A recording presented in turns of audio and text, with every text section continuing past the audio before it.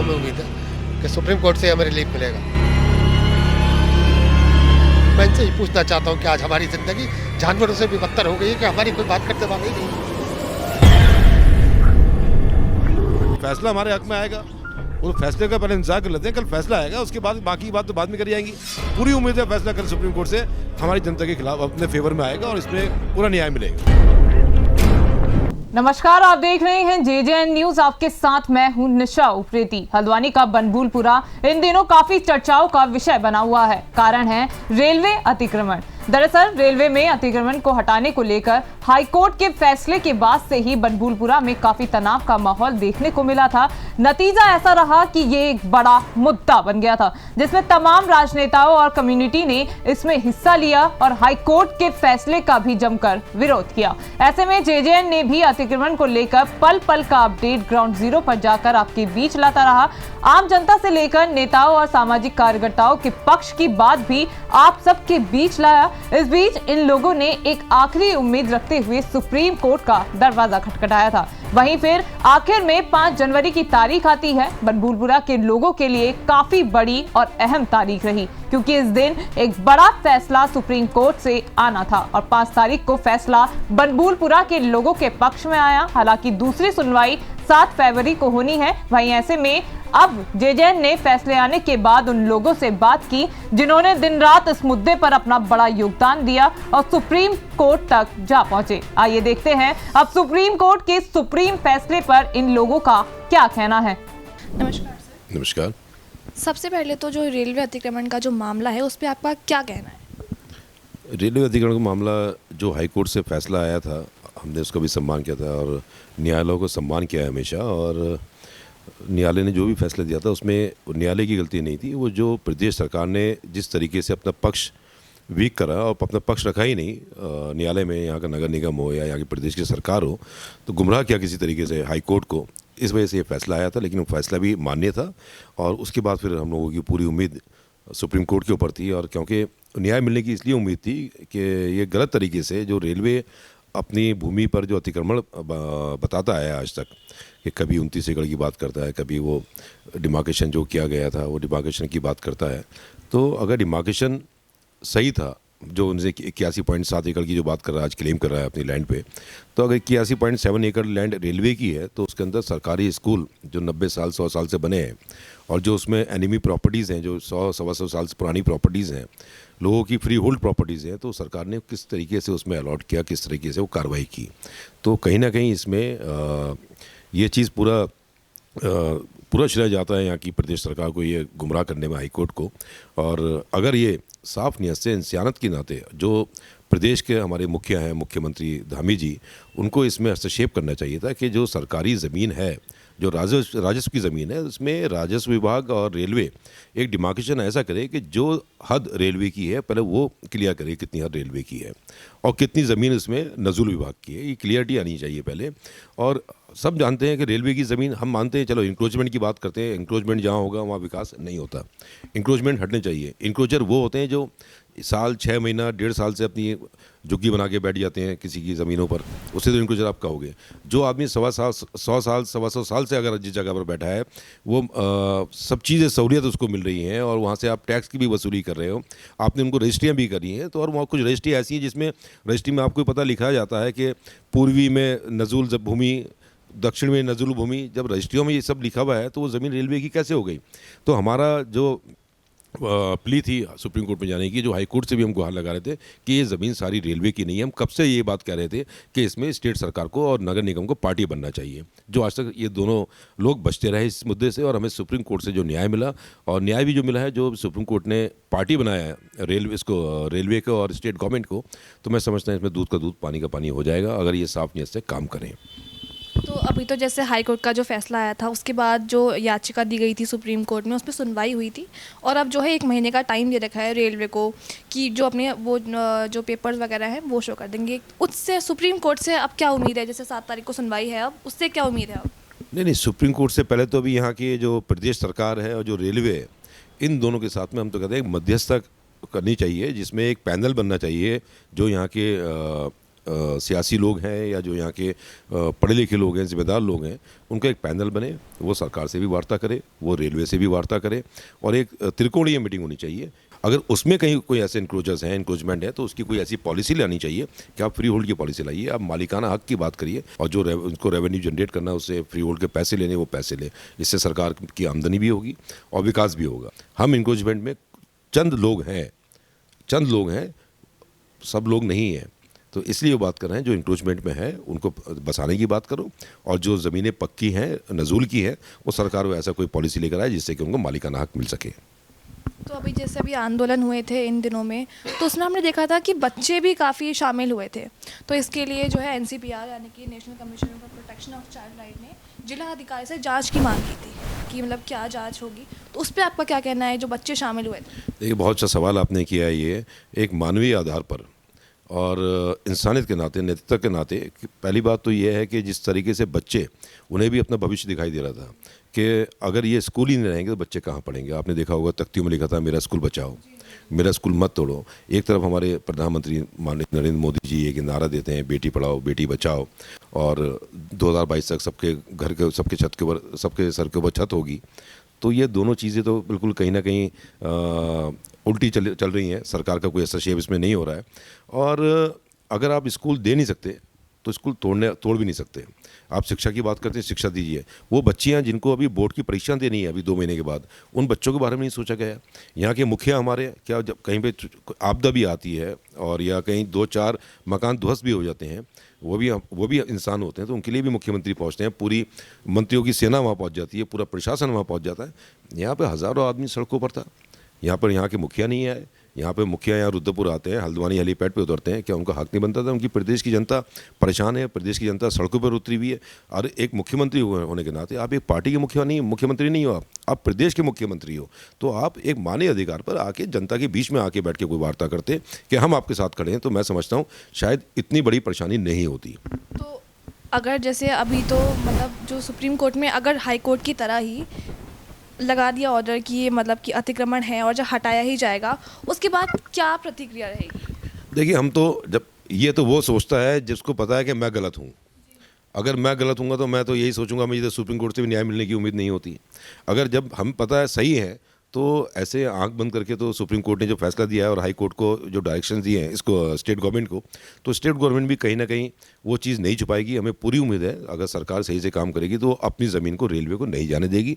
अगर ये फैसला, अगर दोनों बैठ के डिमार्केशन करते हैं, अपनी हकबंदी करते हैं, तो उससे क्लैरिटी आ जाएगी। ऐसी वो नौबत नहीं आएगी कि सुप्रीम कोर्ट में ने भी अगर ऐसा फैसला दे दिया कि यह इंक्लोजर है, क्योंकि इंक्लोजर नहीं है। अगर इंक्लोजर होते तो हम इसकी बात करते आगे कि हम इंक्रोचमेंट में हैं। अगर सुप्रीम कोर्ट ने फैसला दे दिया तो हम कहाँ जाएंगे। नमस्कार सर। नमस्कार। सबसे पहले जो रेलवे अतिक्रमण का जो मामला है उस पर आपकी क्या राय है, क्या कहना चाहेंगे? देखिए, ये 2007 से चल रहा है। 2007 में भी एक बार रेलवे ने हाई कोर्ट के आदेश पर काफ़ी हद तक ज़मीन अपनी खाली कराई थी और सुप्रीम कोर्ट ने, हम उस टाइम गए थे तो स्टेटस को किया था।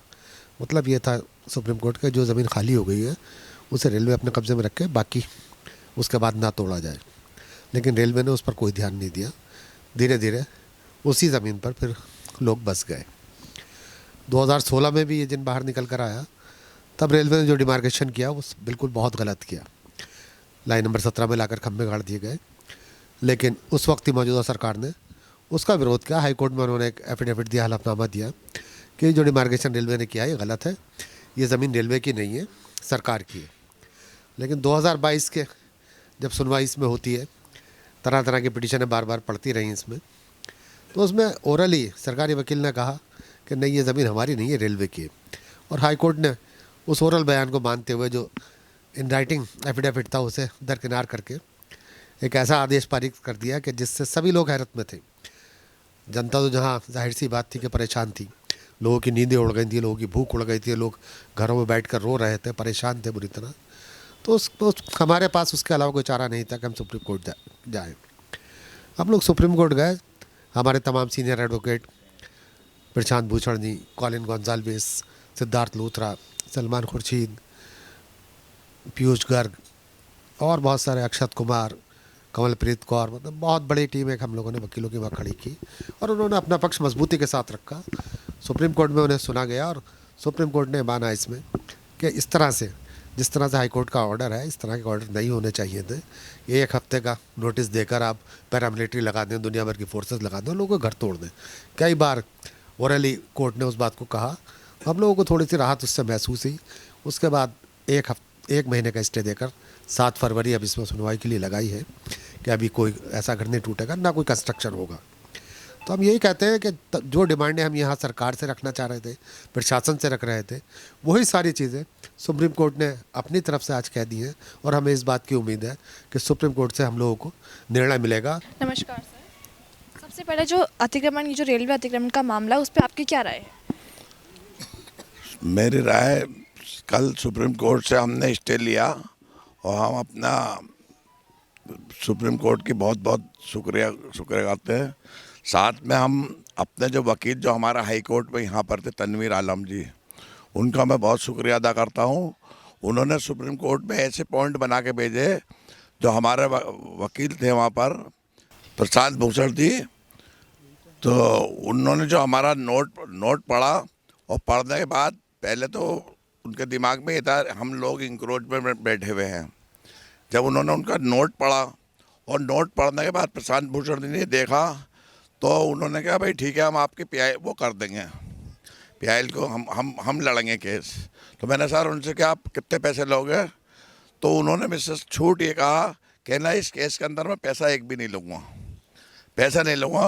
वो कि जिस तरीके से मेरे वकील ने हाई कोर्ट में लड़ा था और जिस तत्वों पर जो हमें रेलवे को जिस तरीके से ग्राउंड बनाए थे हमने, तो उन्होंने पढ़ते के साथ ही उनके नोट में कह लिया अब ये सारी मेहनत तो तुम्हारे वकील ने कर रखी, मुझे तो करने की ज़रूरत नहीं थी, मुझे तो सुप्रीम कोर्ट से इतने 70,000 लोगों को राहत दिलानी है। तो इसमें मैं उनका प्रशांत भूषण जी का भी बहुत बहुत शुक्रगुजार हूँ। मैं उत्तराखंड की जनता के लिए ये आश्वासन दे रहा हूँ, जितनी रेलवे को ज़मीन चाहिए थी उससे ज़्यादा मैं ज़मीन रेलवे की खोज के दे रहा हूँ। आप पूछोगे कैसे? तो 1942 में भगवान ने, 1947 में भगवान ने ये 70,000 लोगों के लिए लिख दिया था, एक तुम्हारे ऊपर एक आफत आएगी, वो आफत आएगी तो उसमें जो हमारी गजट की ये 1242 नंबर गजट WRD इलाहाबाद के गजट जो भारत सरकार को रेलवे ने दिया था, उस गजट की 11 से 12 एकड़ ज़मीन बह गई थी। जब बह गई तो उन्होंने टेम्परेरी रेलवे लाइन डाल दी। टेम्परेरी रेलवे लाइन डाल के बाद अपने जो बही हुई ज़मीन के बगल से ही दूसरे रेलवे लाइन डाल के अपनी चला दी। तो उस पर चल रही थी 12 एकड़ ज़मीन पर, उसी टाइम से रेलवे इंक्रोचमेंट में आ गया। अब क्या होता, 12 एकड़ ज़मीन वो है और 31 एकड़ ज़मीन रेलवे की अपने बाप की है जो गजट में मिली हुई। तो गजट में मिली हुई तो 12 एकड़ ज़मीन जो उसकी बह गई थी, तो उस पर तो वो बही हुई जगह पे तो उसने नगर निगम की जगह में कब्जा कर लिया। 70 साल से ज़्यादा हो गए, तो वो उसकी वजह से उस पर वो काबिज भी है, सरकार उससे वापस भी नहीं करेगी, वो खुद काबिज हो गया। अब रेलवे को जगह अपनी जगह चाहिए, उसे गजट कराने की ज़रूरत नहीं है। अब रेलवे को बिल्कुल गजट कराने की है। रेलवे का इंजीनियर मेरे पास है, जिलाधिकारी मेरे पास हमें, मैं ऐसा डिमार्केशन करा दूंगा तो बिल्कुल उसको उसी पॉइंट पे ले आके खड़ा करा दूंगा जहाँ पे रेलवे की अपनी जगह है। और अब लोग कहेंगे भाई तुम्हें क्या पता? मुझे इसलिए पता है, सन 94 में मैंने रेलवे का काम करा था। रेलवे ने मुझे अपना नक्शा दिया, भाई हमारे पास 31 एकड़ ज़मीन है, हमारी नदी से ऐसे करके आई थी, इतनी बह गई थी, इतनी हो गई थी, सारी चीज़ें समझाई मुझे। फिर उसने मुझसे कहा रेलवे के अपने पिलर लगवा दो जहाँ हमारी बाउंड्री है। तो मैंने उसके पिलर लगवाए। ये जो रेलवे लाइन चल रही इससे लेके 580 फीट पे पिलर लगवा के आया मैं। 580 फीट बहुत होता नदी के अंदर। जब पिलर लगवा के आया तो पूरे फॉरेस्ट विभाग वाले रातों रात जब पिलर में गाड़ दिया था, रेलवे के पिलर गाड़ दिया था। रेलवे का इंजीनियर मेरे साथ था। जब मैंने पिलर यहाँ से वहाँ तक लगवा दिए पूरी जो रेलवे की ज़मीन में, रेलवे के DFO सब आ गए, मेरे लेबर को रोक दिया। जब उन्होंने रोक दिया तो हमारे इंजीनियर साहब ने उन्हें अपना नक्शा दिखाया, उन्हें ये है हमारा नक्शा में, ये हमारी बह गई थी जगह। ये भगवान ने 1942 में लिख दिया था, ये 70,000 आदमियों के लिए हम दूध उतारेंगे, तो मुझे उतारा था और दूध के बदले में मुझे काम दे दिया था। और न मुझे काम मिलता, न मैं इतने रेलवे की डीपनेस जानता। मुझे डीपनेस का जो पता लगा, नहीं तो आज के दिन तो इस सब जब से मैं यहाँ कूदा हूँ इसमें 2006 में भी मैंने यही बात कही, सुप्रीम कोर्ट इसी बात को लेके गया। मैं सुप्रीम कोर्ट में ये कह के आया था भाई रेलवे अपनी ज़मीन पे आवे, अपना नक्शा दिखावे, अपनी गजट की ज़मीन ले और नाप ले।